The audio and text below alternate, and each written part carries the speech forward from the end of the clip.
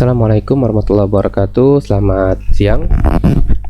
Kita lanjutkan kembali video pembelajaran kita tentang belajar pemrograman berorientasi objek menggunakan C# ya.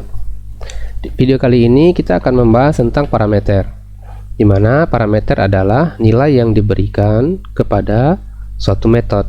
Ya, contohnya di sini ada metode namanya item, memiliki dua parameter. Parameter pertama yaitu username, tipenya adalah string, dipisahkan dengan koma. Parameter kedua password, tipenya juga string. Oke, kita langsung saja. Saya membuat project baru namanya materi 2. Di sini kita akan membuat sebuah kelas. Saya akan buat kelas. Nama kelasnya adalah login. Ya. Di kelas login ini saya akan membuat public string username, kemudian public string password. Lalu kita akan membuat sebuah metode namanya public void do login misalnya. Ya, ini bebas ya, ini kita hanya untuk belajar saja. Nah, do login itu akan saya berikan parameter string namanya username, kemudian sama parameter string namanya password. Baru kita buat if username sama dengan admin dan password sama dengan admin, kemudian console.readline login berhasil, kemudian else console.readline login gagal. Ups. Oke, jadi ada satu metode namanya do login ya, do login huruf besar ya. Nah, di metode ini ada parameter username dan ada parameter password. Nah, kemudian kelasnya akan kita coba jalankan di program kita. Seperti biasa, buat objek sama dengan new login. Nah, kemudian login.doLogin, di sini kita akan memberikan nilai parameternya. Misalnya saya berikan nilainya admin, passwordnya misalnya tidak tahu, misalnya seperti ini. Oke, kalau saya jalankan maka harusnya muncul konsolnya, konsol tulisannya login gagal ya, harusnya muncul konsol tulisannya login gagal. Oke, ini udah benar. Jadi di sini kita memberikan nilai kepada parameter yang ada di metode login ya. Ada dua cara. Cara yang pertama tadi seperti ini, cara yang kedua lebih eksplisit. Kita bisa buat seperti ini, username titik 2 admin, koma password titik 2 admin, seperti ini, atau password 123. Ini cara yang lebih eksplisit ya. Kalau seperti ini udah jelas, nama parameternya username, isinya adalah admin, nama parameternya password, isinya adalah 123. Nah, dengan cara seperti ini posisinya kebalik-kebalik juga nggak apa-apa ya. Misalnya di sini password admin misalnya seperti ini, username. Nah, kalau kita menyebutkan nama fieldnya, nama parameternya, maka kita kebalik pun boleh. Ini saya buat admin nih, harusnya munculnya login berhasil ya, harusnya muncul login berhasil. Tapi kalau dengan cara yang pertama itu tidak bisa terbalik-terbalik. Kalau misalnya di sini kita ganti, di sini kita ganti passwordnya misalnya rahasia. Oke, kemudian di sini kita buat passwordnya dulu rahasia, admin, seperti ini, maka munculnya adalah login gagal harusnya. Oke, harusnya login gagal.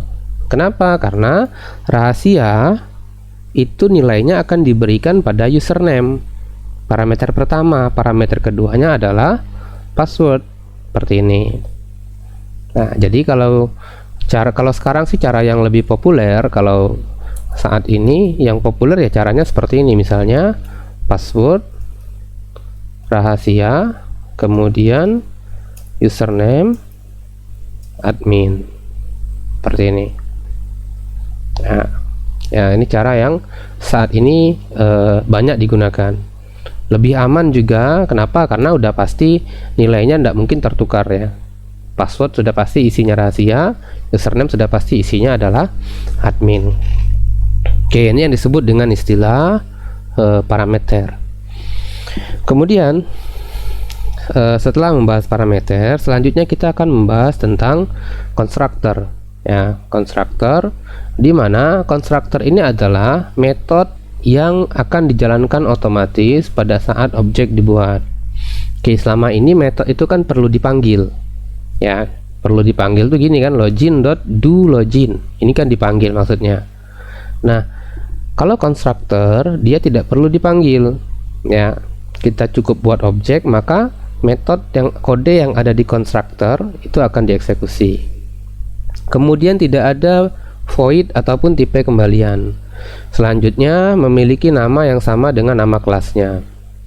Kemudian metode konstruktor biasanya digunakan untuk memberikan nilai default pada objek. Oke, kita langsung contohkan saja. Sekarang ini saya disable dulu. Kemudian kita masuk ke kelas loginnya.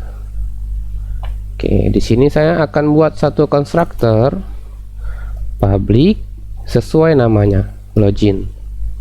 Seperti ini. Ini konstruktor ya. Kemudian saya jalankan nih, console.readline.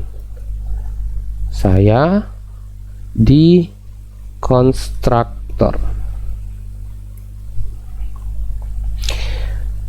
Sekarang program kita itu kodenya hanya satu baris ini, yaitu membuat objek dari kelas login.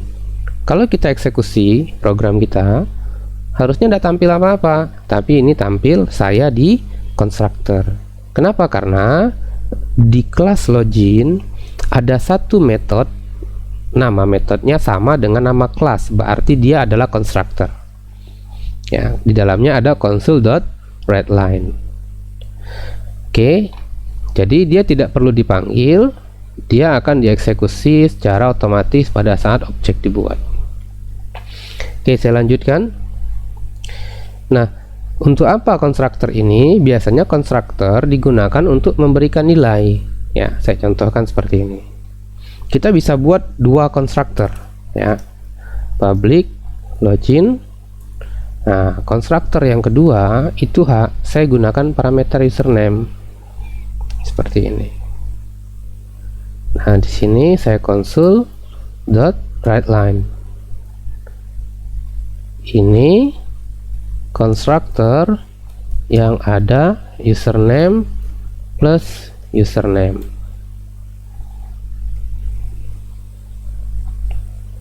Oke. Nah, kalau saya jalankan programnya sekarang, berarti C# akan memanggil konstruktor yang tidak ada parameternya. Kan kita ada dua ya, ada login saja, ada login yang punya parameter. Nah, sekarang kalau kita tambahkan di sini Budi, maka C# akan menjalankan konstruktor yang ada parameter username-nya. Oke, saya contohkan, saya jalankan, harusnya muncul konstruktor kedua. Ini konstruktor yang ada username Budi. Oke ya, jadi kita bisa buat banyak konstruktor jadinya ya, boleh 1, 2, 3 dan seterusnya, tergantung kebutuhan program kita. Nah, sekarang kita akan manfaatkan konstruktor ini untuk membuat program login kita. Oke, ini saya hapus saja dulu, ini juga saya hapus. Nah, ini saya tambahkan string username, string password. Kemudian di sini this username sama dengan username, this password sama dengan password. Oke, perhatikan. Jadi username yang saya blok ini mengacu pada parameter Ya, boleh kita buat di sini user saja, maka di sini juga user saja. Boleh kita buat di sini pass saja atau pass WD, maka di sini juga pass WD.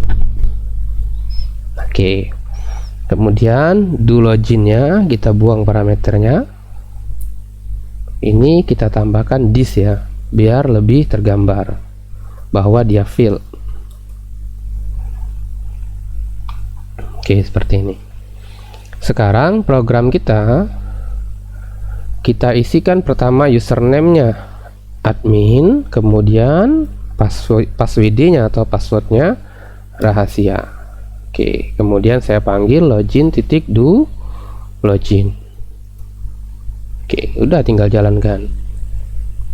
Kita jalankan, maka muncul login berhasil ya, login berhasil. Oke, jadi sekarang pada saat kita buat objek, kita langsung memberikan nilai username dan passwordnya. Nah, berikutnya kita nilainya tinggal pakai di do login ya. Ini tadi user dan password. Nah, berikutnya dia tinggal dipakai di dalam do login atau di yang lainnya ya. Nanti kita akan bahas contoh-contoh yang lebih menggambarkan penggunaan konstruktor ini. Tapi untuk saat ini pembahasannya adalah konstruktor adalah metode yang dia tidak perlu dipanggil ya. Dia cukup buat objek, maka semua kode yang ada di konstruktor akan dieksekusi. Kodenya apa? Kalau ini kodenya this username sama dengan user, berarti username, field username ini akan berisi sesuai dengan isi dari variabel user.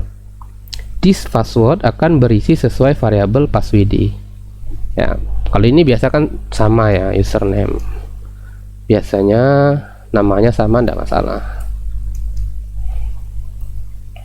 Ini juga password, ini juga password, seperti ini. Oke, saya rasa cukup dulu untuk parameter dan konstruktor. Nanti kita akan buat contohnya ya, contoh-contoh yang lebih nyata bagaimana penggunaan konstruktor dan penggunaan parameter. Saya cukupkan sampai di sini videonya. Assalamualaikum warahmatullahi wabarakatuh. Selamat siang.